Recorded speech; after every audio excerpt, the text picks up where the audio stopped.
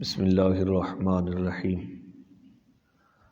طٰہٰ ما انزلنا علیک القرآن لتشقى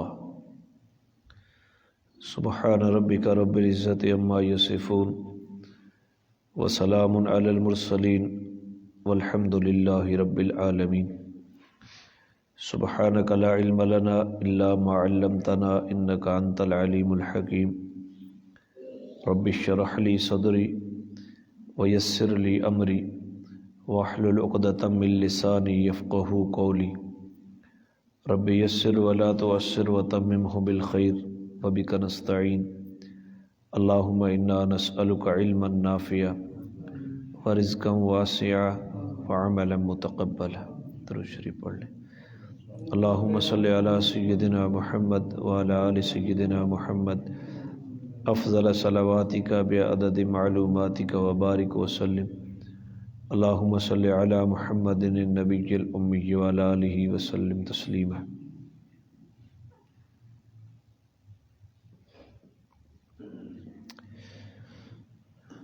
باب ہے الاقتصاد فی العبادت،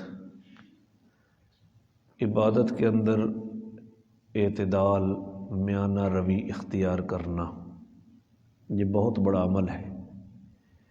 ایک آدمی عبادت میں شروع ہو گیا نا تو اپنے آپ کو تھکا دیا، پھر چھوڑ دی۔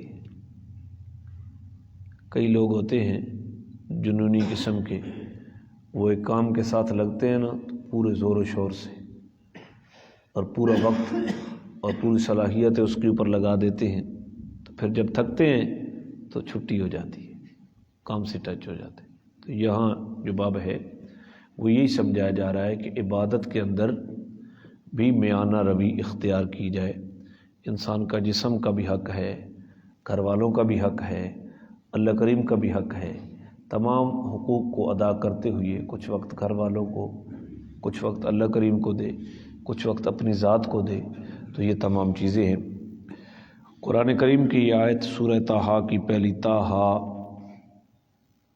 طٰہٰ حضور کا لقب بھی ہے، حضور کا نام بھی ہے۔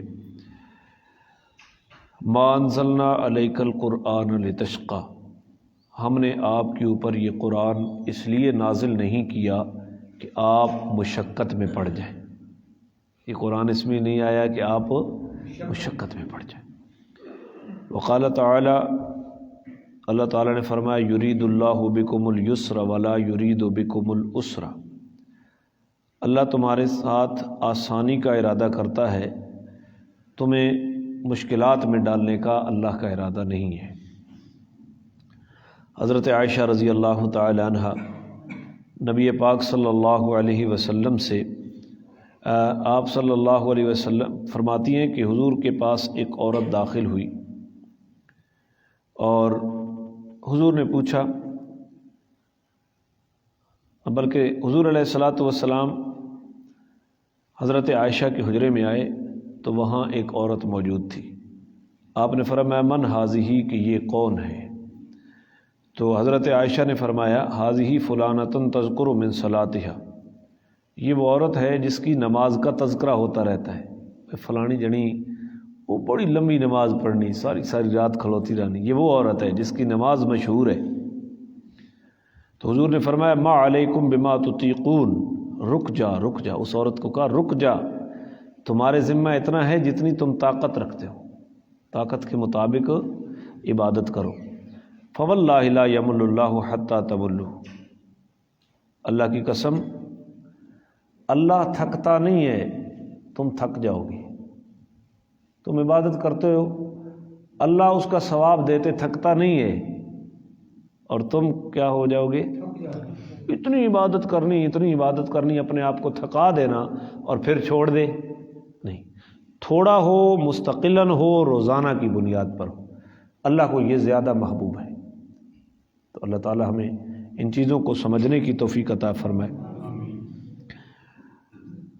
اور وَكَانَ أَحَبُّ الدِّينِ إِلَيْهِ مَا دَوَامَ صَاحِبُهُ عَلَيْهِ، حضرت عائشہ فرماتی ہیں کہ رسول اللہ صلی اللہ علیہ وسلم کو وہ دین زیادہ محبوب تھا جس کے اوپر ہمیشگی کی جائے۔ دین کا وہ کام زیادہ محبوب تھا جو لگاتار کیا جائے، ہمیشہ کیا جائے، بے شک تھوڑا ہو۔ حضرت انس رضی اللہ عنہ فرماتے ہیں کہ 3 آدمی آئے رسول اللہ صلی اللہ علیہ وسلم کی ازواج مطہرات کے حجروں کی طرف، یسألون عن عبادت النبی صلی اللہ علیہ وسلم، ان کا منشا یہ تھا کہ وہ حضور کی عبادت کے متعلق پوچھیں کہ آپ گھر میں کیسی عبادت کرتے ہیں۔ مسجد میں تو عبادت سامنے تھی، گھر میں کیسی عبادت کرتے ہیں۔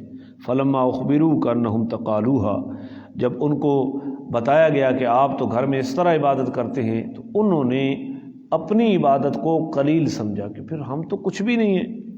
وقالوا، اور کہنے لگے، این نحن من النبی صلی اللہ علیہ وسلم قد غفر له ما تقدم من ذنبه وما تاخر، ہماری نسبت نبی علیہ الصلوۃ والسلام کے ساتھ کیا ہے، حالانکہ آپ کے تو اگلے پچھلے سارے گناہ معاف ہیں، تو حضور اتنی عبادت کرتے ہیں، ہم اتنی تھوڑی عبادت کرتے ہیں، تو یہ تو کوئی نسبت ہی نہ ہوئی۔ تو ان میں سے ایک آدمی کہنے لگا، اما انا اصلی ابدا، اس نے اصلی اللیل ابدا، ایک نے کہا کہ اب میں ساری رات ہمیشہ عبادت کروں گا، ہر روز عبادت کروں گا رات کو، اور ساری رات ہمیشہ عبادت کروں گا۔ دوسرے نے کہا کہ میں اب جتنی زندگی باقی ہے روزے ہی رکھوں گا، کبھی روزہ چھوڑوں گا نہیں۔ تیسرا آدمی کہہ رہا ہے کہ میں عورتوں کو چھوڑ دوں گا، کبھی بھی شادی نہیں کروں گا، بس اللہ کے عبادت میں۔ ایک کہتا ہے ساری رات میں عبادت میں لگا رہوں گا، دوسرا کہتا ہے کہ میں ہر روز روزہ رکھوں گا، تیسرا کہتا ہے میں شادی نہیں کروں گا، بس صرف اللہ کی عبادت۔ رسول اللہ صلی اللہ علیہ وسلم ان کے پاس آئے اور آپ نے فرمایا، انتم الذین قلتم قضا و قضا، تم وہی ہو جو یہ کہہ رہے تھے کہ میں ساری رات عبادت کروں گا، میں کبھی روزہ نہیں چھوڑوں گا، میں کبھی شادی نہیں کروں گا۔ اما واللہ انی لاخشاکم للہ واتقاکم لہ لیکنی اصوم وافطر، اللہ کی قسم میں تم سے زیادہ اللہ کا ڈر رکھتا ہوں، میں تم سے زیادہ متقی ہوں، لیکن میں روزے بھی رکھتا ہوں اور کھوجے بھی کرتا ہوں، روزہ چھوڑتا بھی ہوں۔ وأصلی وأرقد، میں رات کو نماز بھی پڑھتا ہوں اور سوتا بھی ہوں۔ وأتزوج النساء، اور میں عورتوں کے ساتھ شادیاں بھی کرتا ہوں۔ حضور فرماتے ہیں کہ میں اللہ سے زیادہ ڈرتا ہوں، تو ڈر کا تقاضا تو یہ تھا کہ میں زیادہ ڈرتا ہوں تو میں ہر وقت عبادت میں لگا، لیکن میں یہ سارے کام کرتا ہوں اعتدال کے ساتھ۔ پھر اس حدیث کے آخر میں اللہ کے نبی نے کیا فرمایا، فمن رغب عن سنتی فلیس منی، جس نے میرے طریقے سے منہ موڑا وہ میرا نہیں ہے۔ رات کو سو بھی صحیح اور عبادت بھی کرو، دن کو سو تاکہ رات کو عبادت کے لیے وہ تمہارے لیے سہارا بنے۔ دن کا سونا، رات کے اول وقت میں سو جاؤ عشاء کی نماز کے بعد، جب جلدی سو جاؤ گے تو صبح تہجد کے وقت جلدی جاگ آ جائے گی، سونا بھی ہو جائے گا اور نماز بھی ہو جائے گی۔ کبھی روزہ رکھ لو اور کبھی روزہ نہ رکھو۔ تو یہ حضور علیہ السلام نے ان کی تنبیہ کی، یہ کون سا کمال ہے کہ ساری رات اپنے نفس کے اوپر بوجھ ڈال کر یہ کرتے رہو۔ آگے بھی کچھ ایسی چیزیں آ گئیں۔ حضور علیہ الصلوۃ والسلام نے فرمایا، جو لوگ اعتدال سے ہٹ جاتے ہیں وہ ہلاک ہو گئے، جو لوگ وہ ہلاک ہو گئے۔ اور حضور نے یہ 3 مرتبہ فرمایا، 3 مرتبہ فرمایا۔ وَكَذَلِكَ جَعَلْنَاكُمْ أُمَّةً وَسَطًا لِتَكُونُوا شُهَدَاءَ عَلَى النَّاسِ، یہ امت معتدل امت ہے، یہ اس امت کی خصوصیت ہے۔ اس امت کے اندر اعتدال ہے، بات کرتے ہوئے بھی اقوال میں بھی اعتدال ہونا چاہیے، اعمال میں بھی اعتدال ہونا چاہیے۔ تو اللہ ہمیں توفیق نصیب فرمائے۔ حضرت ابو ہریرہ رضی اللہ تعالی عنہ فرماتے ہیں کہ حضور نے فرمایا کہ ان الدین یسر، دین تو آسانی کا نام ہے، دین تو آسانی کا نام ہے، اور جو دین کے اندر اعتدال سے ہٹے گا تو وہ مغلوب ہو جائے گا، وہ مغلوب ہو جائے گا۔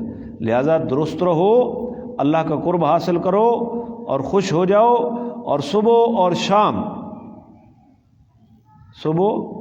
شام اور رات کے آخری وقت میں اللہ سے مدد طلب کرو۔ کچھ صبح عبادت کرو اشراق کی، چاشت کی، اور پھر شام کو عبادت کرو فرائض کے علاوہ، اور پھر رات کے آخری حصے میں اللہ تعالیٰ کو وقت دو۔ یہ نفلی اوقات مراد ہیں، فرائض کے علاوہ تو اللہ سے مدد طلب کرو ان اوقات میں۔ تو جو عقل مند مسافر بھی ہوتا ہے نا، وہ انہی تین ٹائموں کا انتخاب کرتا ہے سفر کے لیے، یا رات کے آخری حصے میں سفر شروع کر دیتا ہے، یا صبح وہ سفر شروع کرتا ہے، یا وہ شام کے وقت سفر کرتا ہے، درمیان میں وہ استراحت رکھتا ہے۔ تو یہ دنیا کا مسافر بھی، اس کے بارے میں بھی یہی ترغیب آئی ہے۔ تو اللہ تعالی ہمیں قرآن و سنت کو سمجھنے کی توفیق عطا فرمائے۔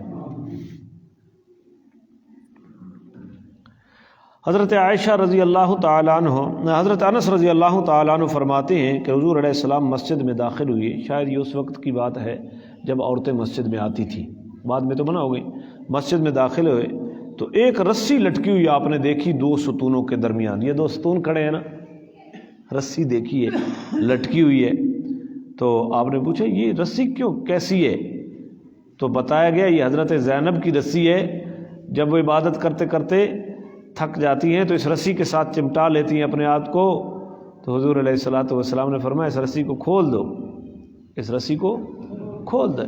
جب جسم تر و تازہ ہو تو اللہ کے لیے عبادت کرو، نماز پڑھو، اور جب نیند آئے تو سو جاؤ، جب نیند آئے تو ادا کہ من نے بارے آنا نا اور امتحان دی تیاری کرے نا ہے نا، تو اتو لٹا جڑیاں نو تو رسی نہ بدھی ہونے جوں گانی ہے تو وال چھکینے ہے تو کتاب تے۔ تو نبی علیہ السلام کی تعلیم کیا ہے؟ اس تکلف کی کوئی ضرورت نہیں ہے۔ جب جسم کے اندر بیداری ہے، جسم کے اندر چستی ہے، اللہ کی عبادت کرو، جب نیند آئے تو سو جاؤ۔ شاید یہاں نہیں، کسی اور روایت میں میں نے پڑھا کہ ہاں یہ آ گئی آگے روایت۔ حضرت عائشہ فرماتی ہیں کہ رسول اللہ صلی اللہ علیہ وسلم نے فرمایا جب تم میں سے کسی کو اونگ آئے اور وہ نماز پڑھ رہا ہو تو اسے چاہیے کہ وہ سو جائے، اور جب نیند چلی جائے تو پھر نماز پڑھے۔ جب نیند چلی جائے تو اونگا نماز نہ پڑھے، اور اونگتے ہوئے نماز پڑھے گا تو پھر اسے نہیں پتہ ہوگا کہ شاید وہ اپنے لیے استغفار کر رہا ہے یا اپنے لیے بددعائیں کر رہا ہے، اپنے آپ کو گالی دے رہا ہے، اللہ میرے گناہوں کو معاف کر دے، تو انہیں آخنا پہ تو میں کو جہنم میں بھیج دے۔ تو ہو سکتا ہے اپنے اوپر بددعا کر رہا ہے یا اپنے لیے استغفار کر رہا ہے۔ تو نبوی تعلیم کیا ہے کہ جب نیند آ رہی ہو تو سو جائے، اور جب چستی ہو تو اس وقت اللہ کی عبادت کی۔ یہی قرآن کے لیے ہے کہ جب تک قرآن پڑھتے پڑھتے دل کر رہا ہو پڑھو، اور جب اکتاہٹ پیدا ہو جائے تو زیادہ ختم کی کوئی ضرورت نہیں ہے، بس اس وقت قرآن کریم کو بند کر دو اور آرام کر لو۔ تو یہ ہے اقتصاد فی العبادت، عبادت کے اندر اعتدال سے نہیں ہٹنا۔ حضرت ابی عبداللہ جابر بن سمرہ فرماتے ہیں کہ میں نے نبی علیہ الصلوۃ والسلام کے ساتھ نمازیں پڑھیں، اور حضور علیہ الصلوۃ والسلام کی نماز کے اندر اعتدال ہوتا بس، اور آپ کے خطبے کے اندر بھی اعتدال ہوتا، خطبہ بھی مختصر ہوتا اور نماز بھی آپ کی کیا ہوتی؟ مختصر ہوتی۔ ایک نفلی نماز ہے، آپ اکیلے ہیں، لمبی جتنی مرضی پڑھیں، لیکن جب لوگ آپ کے ساتھ جناب جماعت میں شامل ہیں تو آپ کی وجہ سے ان کو تکلیفیں نہیں ہونی چاہیے۔ او لمبی صورت شروع کر دی، جماعت پڑھ کراتے بس کسی کے بچے رو رہے ہیں، کسی کا کاروبار ٹھپ ہوا ہے۔ تو یہ خطبے کے اندر بھی اختصار ہونا چاہیے، اور نماز کے اندر بھی کیا ہونا چاہیے؟ اختصار۔ ابو جحیفہ وہب بن عبداللہ کہتے ہیں کہ رسول اللہ صلی اللہ علیہ وسلم نے مواخات قائم کی تھی۔ جب مکہ سے مدینہ میں گئے تو آپ نے ایک انصاری اور ایک مہاجر کو بھائی بھائی بنایا تھا، حضرت سلمان اور حضرت ابو دردہ کو آپس میں بھائی بھائی بنایا۔ تو حضرت سلمان نے ملاقات کی حضرت ابو دردہ کے ساتھ، تو انہوں نے دیکھا جو ابو دردہ کی بیوی ہے اس نے میلے کچیلے کپڑے پہنے ہوئے ہیں۔ تو حضرت ابو دردہ نے، شاید یہ اس زمانے کی بات ہے جب پردے کا حکم نہ نازل ہوا، تو آپ نے پوچھا، ان بچوں کو خاموش کرا دیں بھائی، آپ نے پوچھا کہ یہ حلیہ کیسا بنایا ہوا ہے تو نے؟ میلے کچیلے کپڑے اتنے۔ تو اس عورت نے کہا کہ آپ کا بھائی جو ابو دردہ ہے نا، اس کو دنیا کے اندر کوئی حاجت نہیں ہے، انہوں توجہ ہی نہیں نہ بیوی کی طرف، بس وہ ہر وقت دین میں لگا ہوا ہے، تو میں کپڑے پا کے کیا کرنے؟ فجا ابو دردہ فصنع له طعاما، پھر ابو دردہ آیا، بیوی نے کھانا بنایا، اور سلمان جو ان کے بھائی تھے ان کو کہا کہ آپ کھائیے، میں تو روزے سے ہوں۔ تو مہمان نے کہا کہ جب تک آپ نہیں کھائیں گے میں بھی، تو انہیں روزہ توڑنا پڑا، نفلی روزہ توڑا۔ نفلی روزہ توڑنا کسی عذر کی وجہ سے جائز ہے، لیکن اس کی قضا واجب ہو جاتی ہے، نفلی کی بھی اگر توڑ دیا جائے تو توڑا، ان کے ساتھ کھایا۔ اور جب رات ہوئی نا تو ابو دردہ کھڑے ہو گئے نماز پڑھنے، تو حضرت سلمان نے ان کو کہا سو جائیں، آپ ابھی سو جائیں۔ وہ سوئے اور پھر کھڑے ہو گئے، پھر تھوڑی دیر لیٹ کے نا تو پھر کھڑے ہو گئے نماز کے لیے۔ تو پھر حضرت سلمان نے کہا کہ نہیں ابھی بھی سو جائیے، پھر وہ سو گئے۔ جب آخری رات ہوئی تو حضرت سلمان اٹھے اور انہوں نے کہا اب اٹھو، اب دونوں اکٹھی نماز پڑھیں گے، رات کا پہلا حصہ سو جاؤ۔ یہ کیا طریقہ ہے کہ ساری رات آپ نفلیں پڑھ رہے ہیں، ساری رات نفل پڑھ رہے ہیں، آپ کے جسم کا بھی تو حق ہے۔ فقال لہ سلمان، تو حضرت سلمان نے حضرت ابو دردہ کو کہا ان لربک علیک حقا، کہ بے شک تیرے رب کا بھی تیرے اوپر حق ہے، وان لنفسک علیک حقا، اور تیری جان کا بھی تیرے اوپر حق ہے، کہ بھائی سو، یہ جان کا حق ہے، عبادت کر، یہ رب کا حق ہے۔ جسم تھکاوٹ میں ہے تو اس کو سلا، یہ اس کا حق ہوگا۔